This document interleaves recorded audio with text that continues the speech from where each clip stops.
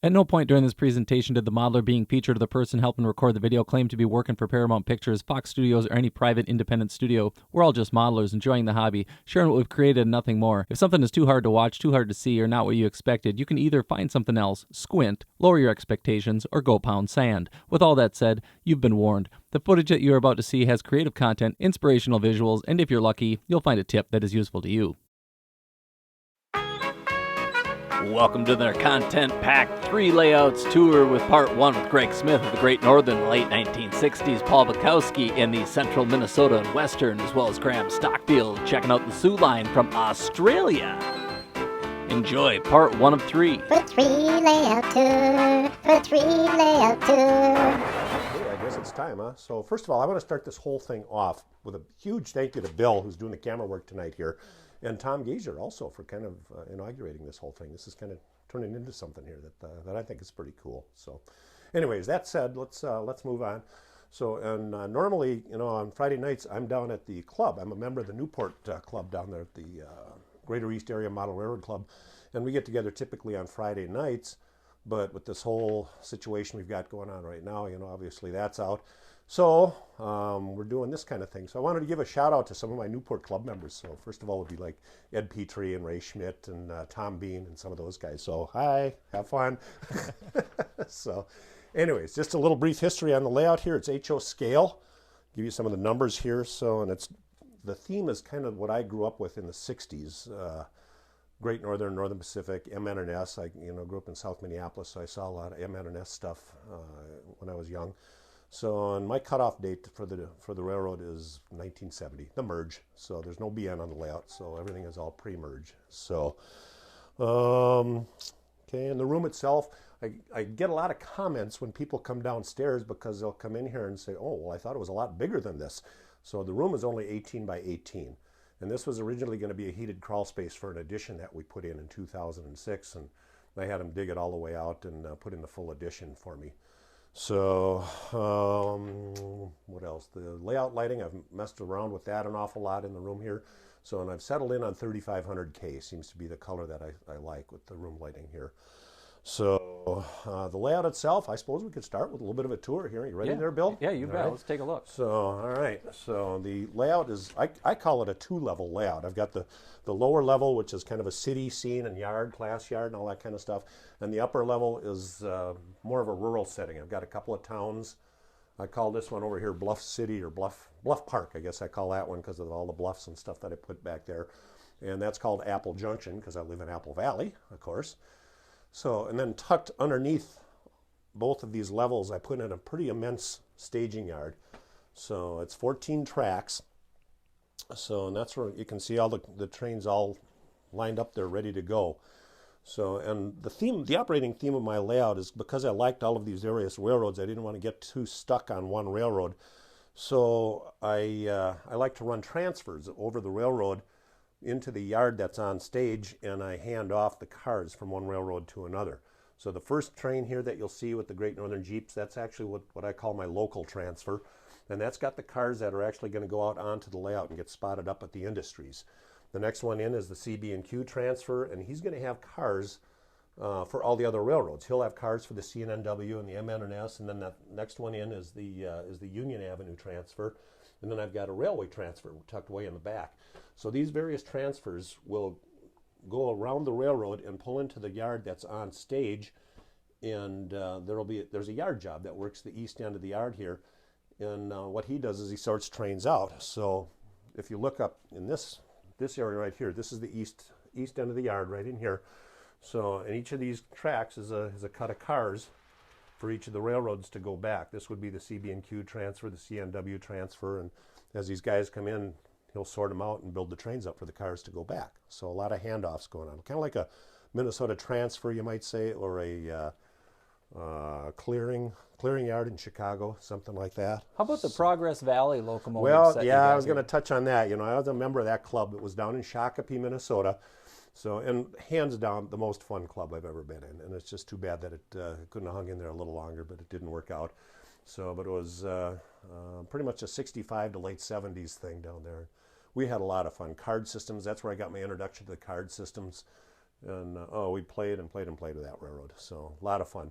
So, and I've got some of the Progress Valley equipment left over from the layout down there, painted by my friend Dave Zupan. I'm sure guys know a lot of him.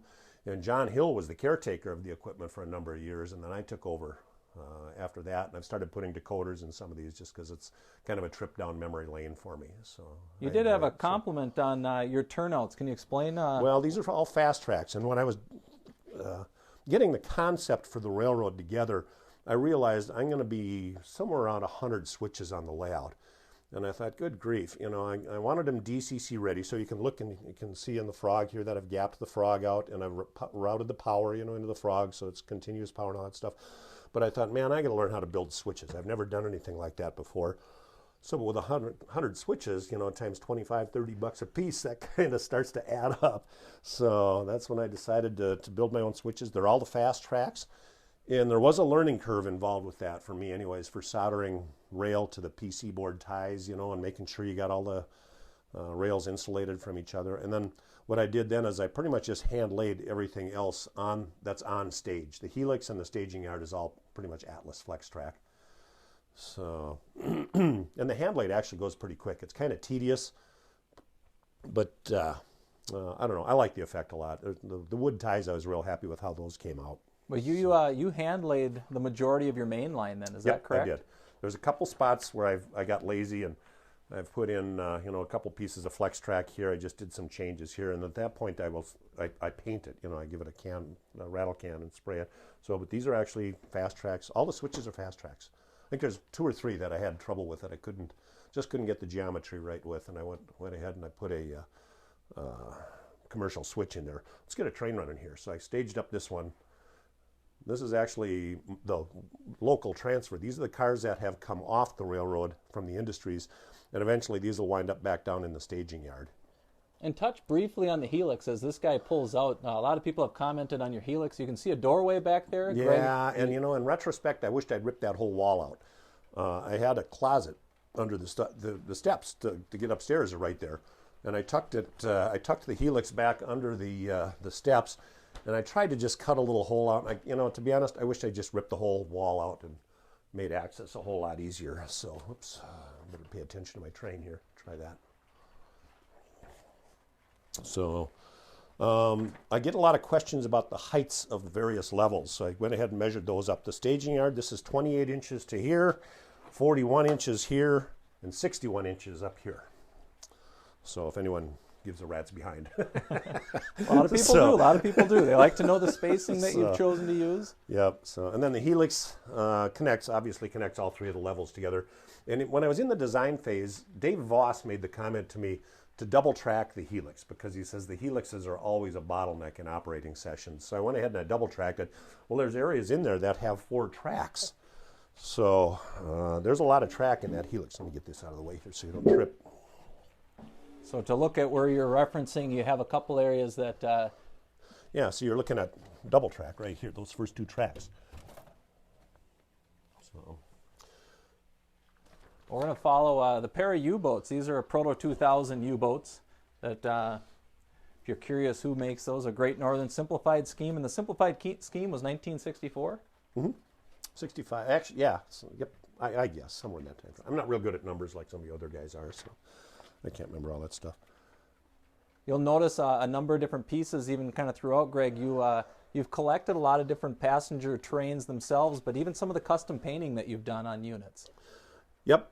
I did bend the rules on the TC&Ws, because I worked for them for a little while. So, and one of the guys had those for sale, and I thought, I should really have those. So I've ridden around around on the real ones an awful lot. You work for the TC&W and any other railroads? Well, yeah, I kind of boomed around a little bit because things weren't working out. Okay. So, 3 little kids that only got to keep the bills paid. So, but yeah, I had a brief career with Burlington Northern, and then I worked for the WC, Wisconsin Central, with Barry Carlberg and Dennis Holmes and all those guys. So, and then I landed eventually at Amtrak. I became a conductor on the Empire Builder. So that was a lot of fun. I enjoyed riding around on the passenger trains. This is an Overland snowplow. Yep. I saw one of those on your dad's layout, didn't I? Well, he was jealous that you had one, so I think he had to get one as well. I watched the video of your dad's layout recently, and I thought, he's got one too. So, that thing sat over at Scale Model Supplies for quite a while, and Dennis Barthlow and Jeff Lemke finally twisted my arm, so I went ahead and jumped on it. So one thing to kind of note too is your duck under. Yeah, that's kind of one of the Achilles heels of the railroad here. Why do you say that? Well, we're on a grade, on a curve, coming into a yard. Going this direction isn't too bad, but coming down grade, you're coming off a curve into a tangent, back into a curve. You got a lot of buff forces going on, and then you're hitting the yard ladder, and it's just really problematic for keeping cars on the track. So that's something to keep in mind for guys that are working on duck unders. Yeah, you bet. So, and then the railroad is entirely controlled. Well, I shouldn't say entirely. The bulk of the railroad is controlled with Fast Track's bullfrogs, if you're familiar with those things. The little laser cut wooden switch mechanisms. I couldn't be happier. I just love those things. So the upper level, I put in tortoises. So for no particular reason other than I had a bunch of tortoises. So, but the middle level and the staging level are all bullfrogs, and they're all just hooked up with.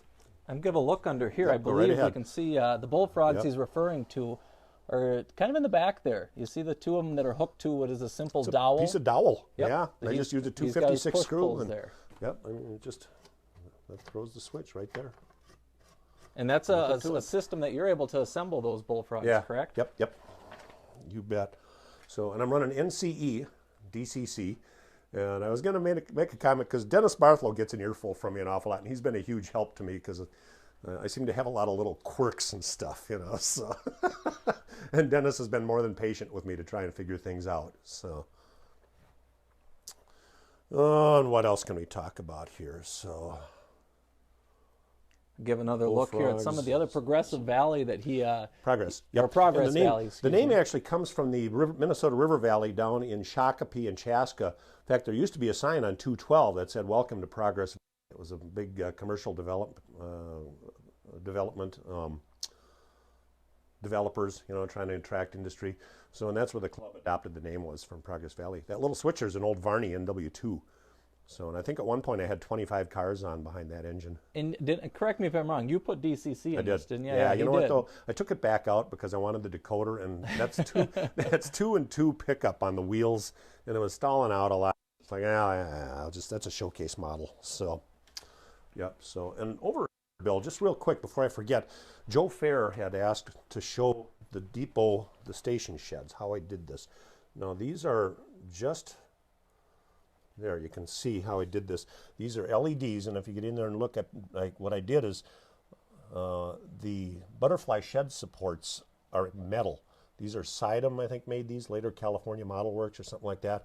So when I drilled holes in all of them, and I ran a piece of 3-foot brass rod through all of them, but then I had to insulate them so it wouldn't short out, so I put a little piece of heat shrink on each one of those things. And then all I did is I just soldered an LED with a resistor across the top. It went really fast. And they look fantastic. Oh, thank That's you. what's cool. Yeah, I've been real happy with it. So I think there's about 60 or 70 bulbs in that station. And the platforms themselves, or the sheds rather, are balsa wood. So, and I just hit them with a rattle can with some gray paint, and then used some spray adhesive and put some gray ballast on them. And I really like the effect. I was real happy with them. Here, let me get this out of the way here. That's the roofs that he's referring to and how he had painted them. Yep. And I just found out, I connected with Dave Zupan again last week. This depot, the baggage cart on the roof and everything, so I must have missed that when I was picking up. But anyways, this station model is patterned after the Great Northern Minneapolis station. Downtown Minneapolis was the old Great Northern, Northern Pacific, CB&Q, Great Western used it. So, and the model was scratch built by a guy named Ron Stevens, I found out was his name. And I think it was on display up at the old Hobbytown hobby shop that was in Northtown Mall, if any of you guys remember that. And after that, it went over to Bandana Square, and it sat on the O-gauge layout over there for a while. And I knew it was the wrong scale, and as did they. So Bob Niederkorn was scratch building. He was in the process of scratch building the O-scale model that you see over there now. So I went over and I cut a deal with them, and I bought it from those guys. So, and I just love it. It's kind of the highlight of the layout here, having that depot. It is. It's a nice centerpiece, and again, with all that the illuminated lighting. Here, and this might be as good a time as any here to do that, maybe, huh? There you go. That's pretty cool. You've got even lights within the depot itself. Yes, I do. In fact, that was one of my latest little tricks here. the station, the platforms I think have 60 LEDs, and then this scene over here, you know, I lit all these and put all of the street lights in, all that kind of stuff too, and that's really tedious work, which I don't like. You know, it's all LEDs with resistors and all that kind of junk, and I thought, God, there's got to be a better way. Well, I went down to Menards and bought a string of Christmas bulbs. Actually, I bought 3 or 4 strings for $4, and if you look at the buildings on the other backdrop over behind the depot, those are Christmas lights inside there. So all along this back Yep, back wall. that's all Christmas lights. So, and they're a little bluer. It's not quite the tint I want, but you know what? I'll live with it because it sure saved a lot of time not having to solder all that crap together. Well, from a night perspective, being here firsthand, it's one of those things that sometimes the cameras don't do it justice, Yeah, but yeah. your lighting and everything that you've done is fantastic. Oh, thank you. I'm going to turn the lights back on here. Yep, go ahead. Our train has actually worked its way up to, what would you consider this town, did you say? That is Apple Junction. Yep. And the little gray grain elevator, the one on the left, the PV part of it, that's a Walther's kit that I put together. And the other part on the right-hand side, Dave Zupan built that years ago and gave it to me. What did you do for an effect to create that? Masking tape and thinned out flocal paints through an airbrush. Okay. I taped it off and I just kind of airbrushed it real lightly, and I don't know, I thought it came out okay. So. Yes, yeah, it gives it some texture, because otherwise it ends up just being kind of just a plain silver. Yep. Now, your static grass that you've got all the way Well, along here, That's new. that is cool. Uncharted water for me. I just started doing that last week. So I bought the Woodlands applicator and a bunch of the 7 and 12 meter grass and had at it. So I was telling Bill before we went live here that about 4 or 5 days ago, you couldn't walk in this layout room. It was so, and there was static grass everywhere and glue bottles, and it was quite a mess here. So, but I'm pretty happy with the way it turned out. Oh, and something else I should mention here too. The scenery is, if any of you guys are familiar with a guy named Howard Zane out on the East Coast, Baltimore. He lives in suburban Baltimore. He kind of put me onto this red rosin paper scenery, which is what I've done here. So I just hot glued all the rosin paper down. I painted it, and at first I hit it with ground foam, which is what you see over here, but I'm going back and I'm re-scenicking it with the static grass. So, and the Rockwork, I was trying to actually kind of get the effect of the Mississippi Valley down like Red Wing, you know, and some of the bluffs down along the valley there. So my wife and I made a road trip. We took a bunch of pictures and got some colors and stuff, and actually, there again, I went to Menards and I had some paint mixed up that I thought looked pretty close to what I was after. And I made rubber castings of our retaining wall out on the south side of the house. My neighbors all think I'm nuts, you know, because I'll be out there clipping twigs out of the hedge, you know, and stuff like that. So, but it came out pretty good. I was pretty happy with it. So I don't like my backdrops. I'm going to go back and put in photo murals. I'm just totally sold on those. So the scenery, the hills that you're looking at there now, those are the foliage clusters, you know, where you go to a fabric store. And I just took them outside on the patio, you know, you tear off a little tuft of it, and I hit it with a can of Rust-Oleum, some various shades of green, and then I threw it in a shopping bag full of ground foam and shook it up, and that's how they come out. So I thought, well, it kind of gives me the effect, and it was pretty quick. You know, I did all of that pretty much in an afternoon. Well, so much a tree line and the number of trees that a railroad would need. Yeah. Just from a volume standpoint. I know. So I didn't want to do all of that. So I should also mention all these buildings on here. Some of you guys might know Terry Johns. You might remember him. He built a lot of the buildings that are on the Hennepin Overland Club in South Minneapolis. He did a lot of these buildings on my layout for me because there again, that's not an area of the hobby I particularly enjoy. I like to build diesels and passenger cars. It's kind of my gig. Now you're working on, correct me if I'm wrong, but a Main Street, is it a Main Streeter? North Coast. North Coast yeah, Limited. That's first. I got 2 of them in the works. I've got a North Coast Limited and a 400, a Chicago Northwestern 400. So, and I've got the cars assembled and painted. I just need to get back at it. So, you know how time is. So, yeah. So, and some of the buildings that you were referring to were these are Terry Johns. I built a lot of these. Some of these, about half of them I did, and the other half Terry Johns. Where's a Terry Johns? Just to give them an example. You point one out? That guy right there. This Terry one right built, here. Yeah. He did this one and this one. Now, are these cast, or what is the material? Well, it's a combination of things. There's some old Magnusons in there. There's Walthers. There is Downtown Deco, I think, is the Hydrocal ones, you know. So, yep. Yeah. We lost our... See, my computer went to sleep, didn't it? So, how about questions here? We got any... Well, to give people an idea, even from your paint perspective, you do have some models that you have on the shelves back there. Are these just custom painted ones you've done in the past, or is this just your extra roster? Both. Those are all the models I need to put decoders in. Well, so we're not alone. Anybody that has additional locomotives, Greg does as well. Yeah, that's right. So, and by the way, hello, Joanne. I see Joanne Brash just chimed in there. I was good friends with her dad. What is the run time on your railroad from staging to, I guess, point A to point B? I think, well, an entire lap around the railroad at this kind of speed takes about 20 or 25 minutes. Okay. So he's actually going a little faster than I would like, so I'm huge on slower speeds. Well, us too. I think slowing your railroads down a little bit gives you that more prototypical look. You can enjoy the models as they go by.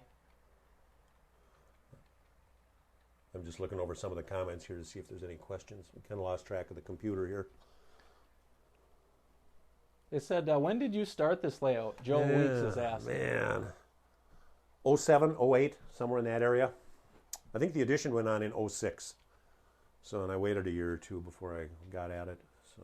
Now, your car card system, are you using a particular car card system? Nope, this is a homebrew, and I went to Office Depot and bought the little envelopes. Actually, I just chopped off the top. So here, let's. And I'm a huge fan. You know, as I said, I worked for railroads.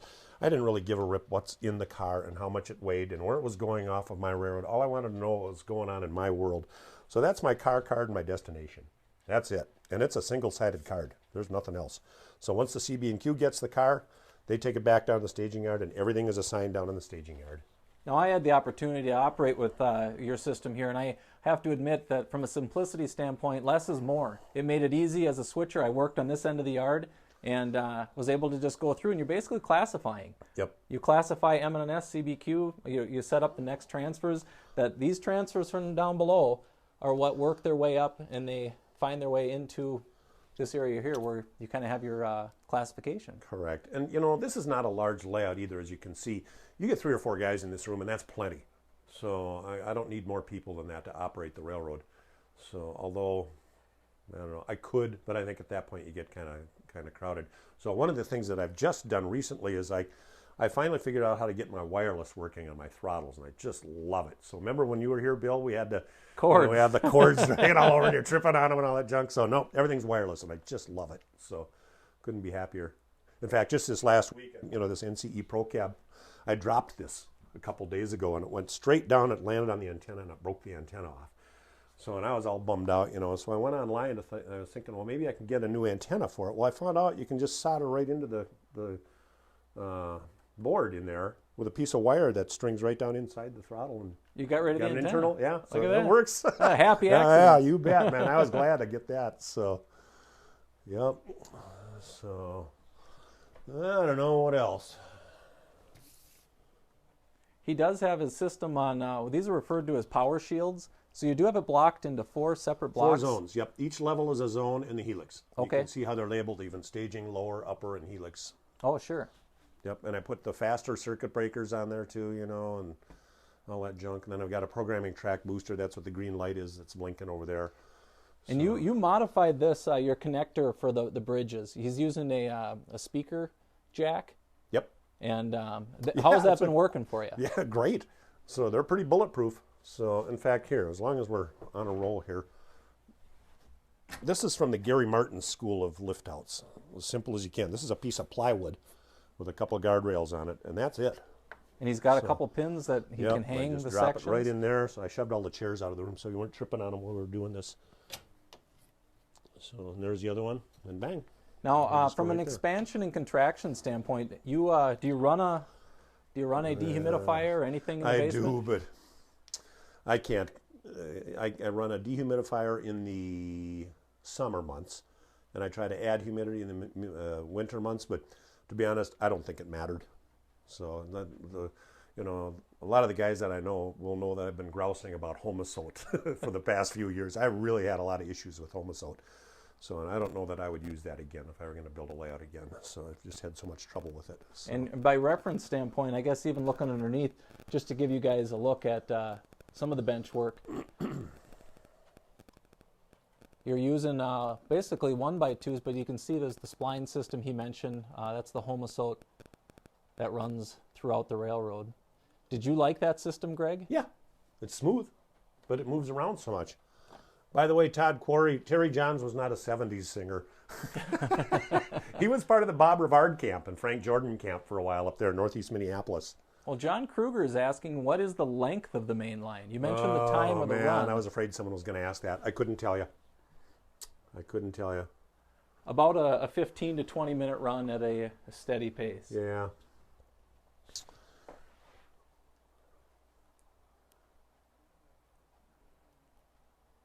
Hey, Marv Koenig's watching too, huh? Down in Florida. This is kind of cool. This is fun.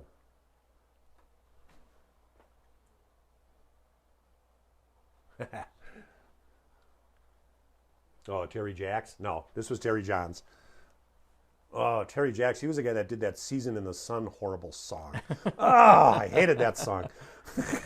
What is some of your just musical inspirations? Who do you like listening to? I'm a 60s guy. So are you? I am. Spirit in the Sky, Norman Greenbaum, and all that kind of stuff. So and I like to reminisce about a lot of the concerts that I used to go out at the Met in downtown. Moody Blues. Love the Moody Blues. So okay. Went to a lot of their shows. I got to remember to not I pulled the bridge out there, and I'm going to make sure you don't get to. Do you have insulators there? Nope. So it's all live. Yep. Now these the caboose strings that you have here, they're custom pieces that you've got in here? Yeah, some of each. Yeah, I think that DWP I painted. I think I painted the one on the left there with the big letters, and I painted the wide vision.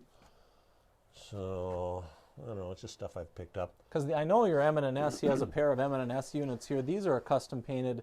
And what I think goes unnoticed a lot of times is these were original Athearn, correct? Yeah, those are old blue boxes. I put can motors in them and decked them all out. I did the whole roster of 1200s, 1500s, and now I've got the 39s also. So, I got to finish Mike those up. Slater says the Beatles, the Doors, the Who. Yeah, you bet, baby. Yeah, I'm a rock and roll guy for sure.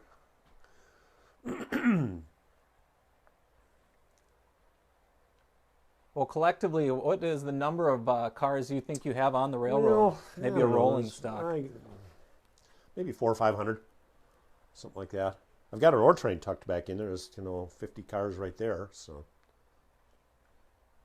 And we know a fellow Great Northern modeler, Greg, have you confidently ran your Empire Builder in reverse at full speed?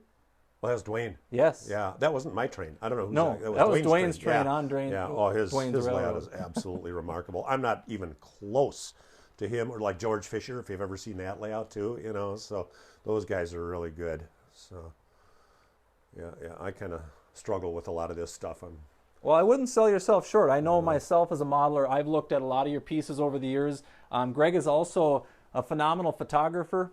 He captured a lot of the 70s. You went out with Bob Rivard and a number of different photographers and was able to preserve, I guess, history that we now, as a younger modeler, are able to look back and see, whether it's the M&S. See, and I was always jealous of the guys older than me because I wanted to see the stuff before the BN merge. So we were all chasing around after the merge, and stuff. And we're always a generation behind, is that right? Yep. I'm born in 1980, I know. So I like the 70s. Yeah.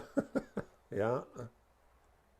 Well, if there's any questions that anybody has to Greg directly, I know we're getting close on our time. We've got just a couple minutes left to remain. I'll give kind of an overview of the railroad, but if somebody has a question for Greg, feel free to ask, and he'll answer that question. Somebody was asking about the depot. Yep, that's Tom Tennyson, and yeah, you must have missed that, Tom. This was up at Hobbytown, up in Northtown for a while. A guy named Ron Stevens scratch built this. I just checked with Zupan this week to find out, because I couldn't remember the guy's name. So, and I bought it from the club that was over at Bandana Square when they were in Bandana Square. It's impressive. It's just your railroad as an overall is always kind of fun to see. I get over here periodically with a few other fellow modelers, and to be able to see the progress that you make, You said most recently he's been doing the static grass, but for guys that are out there even working on their railroads, it's just chipping away at it. I think, Greg, he's saying roughly you're about, 12 years into this particular build. Yep. It doesn't happen overnight, and you just kind of slowly keep working away at little projects here and there. I got to say also, my wife and her mother are good sports about all of this too. My wife I just get total support from her. They did the curtains for the skirting. So I've got pictures of them down here fitting them all on and stuff like that. So well, Joanne wanted you to elaborate and tell what Dad meant to the club. Oh man, tons. He was the club. So and that's her dad. Yeah, Gary Brosh, and I know a lot of you guys knew him. So, but yeah, miss him a lot. And those fellow modelers, I guess, before us are the ones that influence us as younger modelers. Greg influences me, much like Mr. Brosh had influenced him. Yep. So it's always one of those things, passing the hobby on and sharing it with one another. This has been a great way to kind of go about showing our railroads and being able to feature them. I appreciate you taking the time tonight, Greg, to feature your railroad. It was fun. And anybody that has questions of Greg, if you do see him bebopping around on Facebook, you can always ask. It's not a guarantee that we always respond right away. But if anybody has questions, by all means, ask away. And thanks again, Greg. You're very welcome.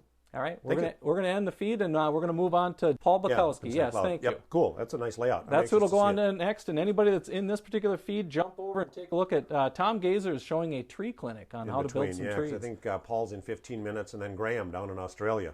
Definitely worth checking out. Oh yeah, you bet. Graham's a great guy. I want to give a huge thanks to Greg Smith for taking the time to show us his railroad. As you can see, he's just as nice a guy as he is a modeler. If you want to check out Part 2, Paul Bukowski doing the Central Minnesota and Western, or Graham Stockfield in Part 3. Be sure and subscribe to this channel if you're looking for future content that's entertaining. For 3 layout tour, for 3 layout tour.